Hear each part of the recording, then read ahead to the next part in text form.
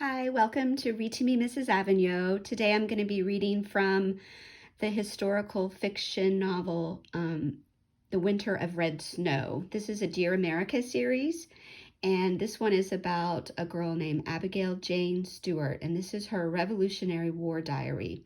And it is set in Valley Forge, Pennsylvania, 1777. Right. The last time I read around February 21st, 1778, a Sunday. I felt heartsore all day. When I told Mama about the soldiers, I buried my head in her lap and cried.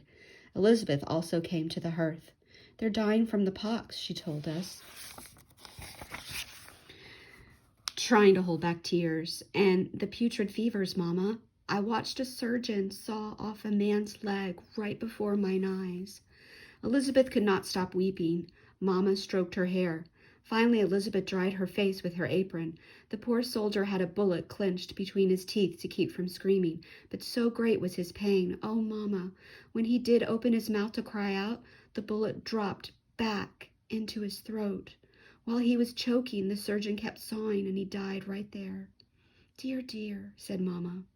Sally sat next to us, nervously rocking Johnny's cradle. Why must his leg be cut off? She asked. Papa's voice came from the doorway. Because the soldiers have no shoes. The snow freezes their feet. We waited for him to say more. It is like the frost that kills Mama's roses? Asked Sally. Yes, Papa said. But a soldier whose hand or foot freezes must have it removed if it turns black. Otherwise, the black turns to green. Green means infection. Papa took his coat off the peg and looked at us for a moment. His voice was soft. The only way to get rid of such an infection is to cut it off. I'm sorry, daughters, that you had to see such suffering. It is late now. Mama is downstairs rocking Johnny, and I can hear Papa snoring. Just before our noon meal, Oni knocked on our door asking if we'd help her find some eggs. How many do you need, Oni? Mama asked. 40, ma'am. 40? Yes, ma'am. Lady Washington is baking a cake for her husband, as tomorrow is his birthday, his 46th birthday. Her recipe calls for 40 eggs. Elizabeth and I spent the afternoon calling on neighbors, while Papa waited in the wagon with our crate of wood ashes. We had 13 eggs ourselves, those small ones from our pullets. Mrs. Smith gave 7, and as we left, I glanced up at the window by their chimney. There was Lucy looking out, but she moved away from the glass so quickly I had trouble believing what I'd seen. Her head was shaved. By 3 o'clock, we delivered 42 eggs to Mrs. Washington's kitchen. She herself did not receive us because she, the general, and several officers and their wives had just begun their evening meal. Oni said this way they'll finish eating before they need to use candlelight. February 22nd, 1778, Sunday. Windy and dark all day. Worship seemed longer than usual. I saw Lucy's 2 sisters and their parents in the front pew, but no Lucy. They've punished her by shaving her head, and to shame her, will not let her wear a bonnet. How I grieve for her, poor Lucy. Though the ride home was bitter cold, I was cheered by the distant sound of singing among the brigades. Papa said General Washington encourages his troops to attend divine services every Sunday and to pray daily. He also said this: to the distinguished character of soldier and patriot, it should be our highest glory to add the more distinguished character of Christian. It was most comforting to hear choruses of hymns on such a bleak day. After sundown, the festive music from a band brought us, with shawls quickly wrapped over shoulders, from our hearth out onto our step. The air was icy and the road dark, but we could see torches of neighbors coming on foot to headquarters. Papa let us girls hurry along the road with him. I was out of breath and my cheeks were numb when we arrived. An artillery band was serenading General Washington. Mrs. Washington stepped aside, clapping her hands with pleasure. Thank you, she called to the cold men. How I loved the sound of fifes and drums, such a fine way to honor his birthday. The general and I thank ye. She took 15 shillings out of a tiny silk purse to her waist and paid the band leader. When she invited the musicians in, those of us watching turned for home. How they all fit in that snug house, I know not, because soon there was dancing. Through the window I saw the general with his hands on his hips and his pigtail bouncing. He was doing a jig. Monday, February 23rd, 1778. When Elizabeth and I picked up the laundry at headquarters, Mrs. Washington invited us into the warm kitchen. There on a pewter plate were 2 slivers of cake. I saved these for you girls, some of the old man's birthday cake. Here you go. It had been many weeks since either of us had eaten anything so delicious. I tried to be polite, but forgot my mouth was full when I asked for her recipe. And crumbs spit out over my apron. Elizabeth scolded me with her eyes, but if Mrs. Washington noticed my bad manners, she said not. From her husband's desk, she took up a fresh piece of paper, dipped his quill in ink, and wrote down the recipe, which I shall keep between pages of this journal instead of copying it all down. I remember the ingredients, but not how it's put together.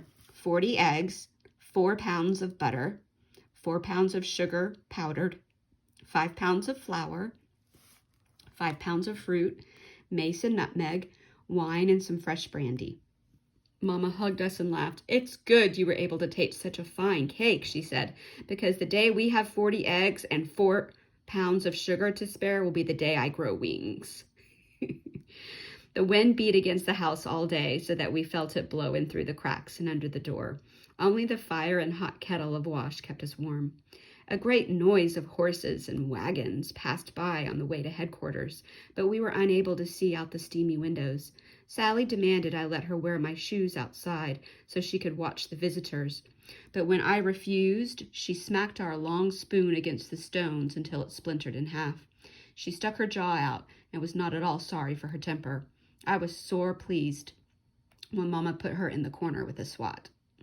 Johnny is looking a bit more rosy in the cheeks. We lay him on a plaited rug on his stomach, and after several minutes of wiggling, he rolled over onto his back with a thump. He was so surprised he let out a howl and would not stop until I picked him up. Sally sulked all day. February 24, 1778, Tuesday. Elizabeth and I saw the new person standing by General Washington's fireplace. His name is Baron von Steuben, and he is as stout and ugly as a nose. At his side was a dog, a greyhound with a thin blue collar. His name is Azor, and a more well-mannered dog I've never seen, because when General Washington offered him a cracker, he politely lifted his paw, put it on the general's knee, then daintily took a bite. Azor holds his head high, as if posing for a portrait. I should like to play fetch with him. As we carried the laundry downstairs, Billy Lee told us that when Benjamin Franklin was in Paris, he met von Steuben and asked him to sail to America to help train our soldiers. He is an army officer from Prussia and speaks no English, but brought an interpreter with him, a young Frenchman. There, see that boy by the window, pointed Billy Lee. His name is Pierre. We heard no more because I, and especially Elizabeth, could not take our eyes off the boy. He was perhaps 17 years of age and was striking in his looks. Dark hair swept back in a queue with a ribbon that matched his red waistcoat. His white pants were tucked into tall black riding boots, and he was trim. He was speaking in French to one of his aides, Mr. Alexander Hamilton. They both laughed, then continued a lively exchange. Mrs., Billy Lee said to us, gently trying to usher us to the door. I did not want to leave, nor did Elizabeth. But leave we did. A wagon outside was being prepared to take the Baron and his charming interpreter to their quarters, Slab Tavern. With them would go their private chef and valet, and of course, Azor. This is what Elizabeth said on our way home. I think I shall begin sewing right away. What shall you sew? I asked. Pierre needs a good American coat, she answered. I knew Elizabeth. She did not get what she wanted with her first bounty coat, so she was going to try again. But she must have forgotten one thing.